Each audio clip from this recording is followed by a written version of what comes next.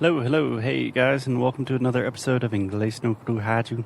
This is a solo episode. It is just me.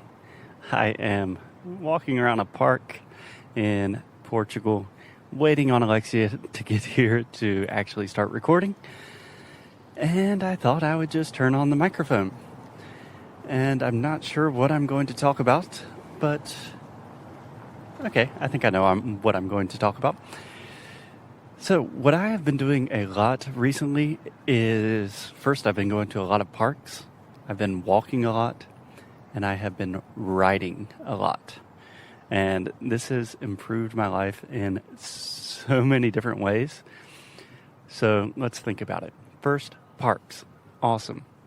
So when I was recently talking to my therapist, and she does this thing where at the beginning of our sessions, she makes me say, what are good things that happened to you this week? Or when were you happiest this week? And it's just a nice reminder of, oh, yeah, life is pretty good most of the time. Don't have to be so serious. You can have happy moments, and it's good to reflect on your happy moments. And she started noticing a pattern that pretty much all of my happiest moments each week are in parks, when I'm walking around. I'm surrounded by nature, normally by dogs, sometimes have little babies running around. But there is something about the combination of, I don't know, just having people around you, trees around you, a little bit of quiet within a city, and friendly little puppies and friendly babies that really makes you feel good about life. So parks are awesome. Number 2, walking. I have been walking like a madman. I think you have already listened to the episode that Alexia and I recorded about the Camino de Santiago, El Camino. So I've gotten really obsessed with walking. I'm reading a lot about walking, and I'm walking a lot. So anytime I have to go anywhere, I'm walking, unless it's like a crazy distance. So I think I'm walking for like 3 to 4 hours a day at least. And this is awesome because I'm listening to a lot more music, which is wonderful. And I still listen to a lot of podcasts. I listen to a lot of audiobooks. I am listening to a lot of things in European Portuguese. I just have a lot of time to listen to stuff. And sometimes I don't listen to anything. I just reflect on my day and listen to the sounds of the city, which is wonderful as well. So parks are awesome, walking's awesome, and what I specifically want to talk about today is writing. So for the majority of my adult life, I have maintained some sort of journal, but I've never been very successful with it. And I don't know, I would just always buy like a nice journal, and then I write some of my experiences, and then I stop. And then 6 months later, I try to start again, and then I forget about the journal, and then a year later, I buy a new journal. Same process.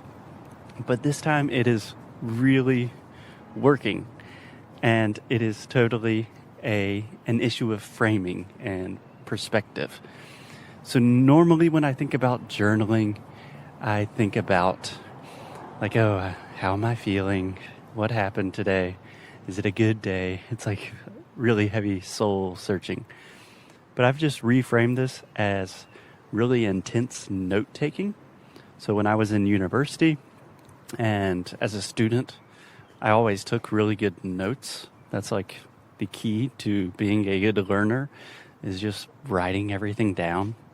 The process of writing everything down helps you remember things organically, and it's just a really great way to synthesize information and retain knowledge more effectively. So I've been approaching journaling just as a really intense form of note-taking. So a lot of my journals will simply be, okay, 8:30 a.m. I went to the co-working space. 10:30 a.m. I drank coffee. After I was drinking the coffee, I felt very energized. So then Alexia and I recorded 4 podcasts. And then I gave a lot of feedback for Sound School. Really just taking notes about my day. But within the context of note-taking, I've also seen that it kind of naturally provokes me to start writing more and more deeply about important things in my life. And it also helps me really see patterns. So when I am reviewing my journal, like once a week, I will always see the same things. Like, okay, I had a bad day on Tuesday and I did not sleep well on Monday night. Sleep is very important.